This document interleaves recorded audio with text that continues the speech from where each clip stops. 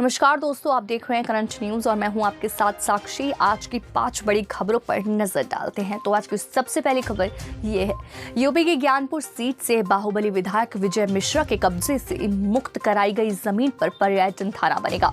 भदोही के डीएम और एसपी ने मंगलवार को मौके पर जाकर इस जमीन का मुआयना किया। जेल में बंद विधायक के कब्जे से 2 बीघा 7 बिस्वा सरकारी जमीन मुक्त कराई गई थी।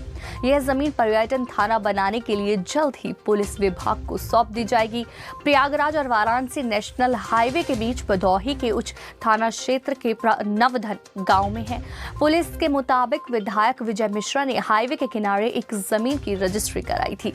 उसी के आड़ में वह 5 करोड़ से अधिक कीमत की सरकारी जमीन पर कब्जा किए हुए थे।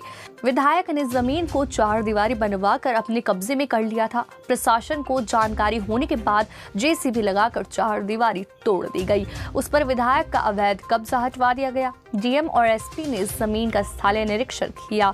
डीएम राजेंद्र प्रसाद ने बताया कि इस जमीन पर पर्यटन थाना बनाने की योजना है। इसके लिए जमीन पुलिस विभाग को हस्तांतरित की जाएगी।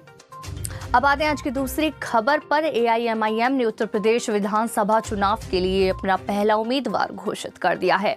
यहां विधानसभा चुनाव 2022 की शुरुआत में होने वाले हैं। पार्टी के अन्य दलों के साथ अपने गठबंधन की औपचारिक घोषणा की प्रतीक्षा किए बिना ही पहले उम्मीदवार का नाम घोषित कर दिया गया है। पार्टी ने बलरामपुर जिले की उतरौला विधानसभा सीट से डॉक्टर अब्दुल मन्नान को अपना उम्मीदवार घोषित किया है। मन्नान पेशे से डॉक्टर हैं। मन्नान इस महीने की शुरुआत में पीस पार्टी छोड़ने के बाद एआईएमआईएम में शामिल हो गए थे। 16 दिसंबर को एआईएमआईएम प्रमुख ओवैसी ने लखनऊ में सुहेल देव भारतीय समाज पार्टी के प्रमुख ओम प्रकाश राजभर से 2022 के विधानसभा चुनाव में गठबंधन को लेकर मुलाकात की थी। एक दिन बाद प्रगतिवादी समाजवादी पार्टी लोहिया के प्रमुख शिवपाल सिंह यादव ने भी कथित रूप से गठबंधन में शामिल होने के लिए राजभर से मुलाकात की थी। अब आते हैं आज की तीसरी खबर पर। उत्तर प्रदेश में धार्मिक स्थलों के संचालन के लिए सरकार अध्यादेश लाने की तैयारी में है। मंगलवार की शाम सीएम योगी ने इस संबंध में अधिकारियों की एक अहम बैठक बुलाई है।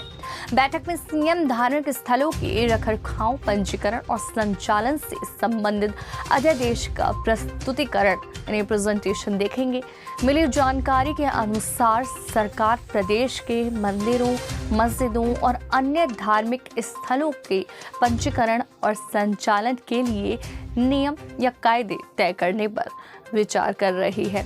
अध्यादेश लाने से पहले सरकार दूसरे राज्यों के कानूनों और प्रस्तावों का भी अध्ययन कर रही है। सुप्रीम कोर्ट ने श्रद्धालुओं की सुविधा और धर्म स्थलों के रखरखाव आदि की व्यवस्था के लिए भी निर्देश दिए थे। इस संबंध में एक सर्वसम्मत गाइडलाइन बनाने की कोशिश हो रही है। बैठक में अपर मुख्य सचिव धर्मार्थ कार्य, धार्मिक स्थल रजिस्ट्रेशन एवं रेगुलेशन अध्यादेशक प्रस्तुतिकरण देंगे। अब आते हैं आज की चौथी खबर पर। उत्तर प्रदेश माध्यमिक शिक्षा बोर्ड यानी यूपी बोर्ड ने एक नया बदलाव किया है। यूपी बोर्ड में पाठ्यक्रम को लेकर हुए इस बड़े बदलाव को लेकर स्कूल कॉलेजों में तैयारियां तेज हो चुकी हैं।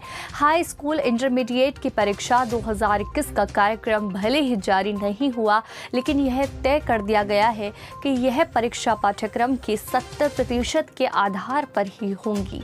परीक्षाओं को लेकर यूपी बोर्ड के सचिव दिव्यकांत शुक्ल ने कहा कि जनवरी के पहले पखवाड़े में परीक्षा की तिथि घोषित की जा सकती है, ताकि परीक्षार्थियों को अपने आप को तैयार करने में थोड़ी राहत मिल सके। तथा उप मुख्यमंत्री डॉक्टर दिनेश शर्मा ने यूपी बोर्ड परीक्षा 2021 मार्च से अप्रैल के बीच कराने की घोषणा की है। गौरतलब है कि माध्यमिक शिक्षा परिषद यानी यूपी बोर्ड की ओर से कोविड-19 के संक्रमण को देखते हुए शैक्षिक सत्र 2020 से 2021 के लिए कक्षा 9, कक्षा 10, कक्षा 11 व कक्षा 12 के सभी विषयों के पाठ्यक्रम में 30% की कटौती पहले ही की जा चुकी है। यूपी बोर्ड हर वर्ष परीक्षा के पहले मॉडल पेपर जारी करता रहा है, मगर इस बार यूपी बोर्ड की वेबसाइट पर पाठ्यक्रम तो अपलोड है, मगर मॉडल पेपर जारी नहीं किया गया है। बता दें कि यूपी बोर्ड की हाई स्कूल इंटरमीडिएट की वर्ष 2021 के लिए परीक्षा केंद्र निर्धारण नीति जारी कर दी गई है। परीक्षा में नकल पर नकल लगाने की पूरी तरह से तैयारी शुरू कर दी गई है। इस बार परीक्षा केंद्रों को यूपी बोर्ड के विशेष नियमों का पालन करना है, जिससे नकल की पूरी तरह से पाबंदी की जा सके। अब आते हैं आज की पांचवी यानी आखिरी खबर की ओर। यूपी में लव जिहाद की अजब गजब कहानी निकली है। शिकायतकर्ता सिर्फ 49 लोग गए जेल। उत्तर प्रदेश में सोमवार को एंटी कन्वर्जन लॉ को पास हुए 1 महीना पूरा हो गया है। 28 नवंबर को यूपी में कानून लागू किया था।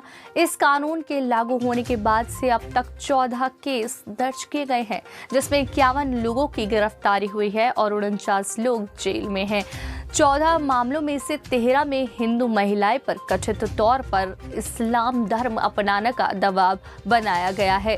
रोचक बात यह है कि इन मामलों से सिर्फ 2 पीड़ित महिला ने शिकायत दर्ज कराई। बाकी 12 महिलाओं में शिकायतकर्ता महिला के रिश्तेदार थे।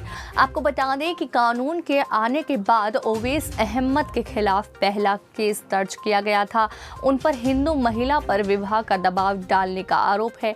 आपको बता दें कि यूपी के बाद लव जिहाद के कानून को मध्य प्रदेश, हिमाचल प्रदेश में लागू कर दिया गया है। ऐसी और खबरों के लिए देखते रहिए करंट न्यूज़।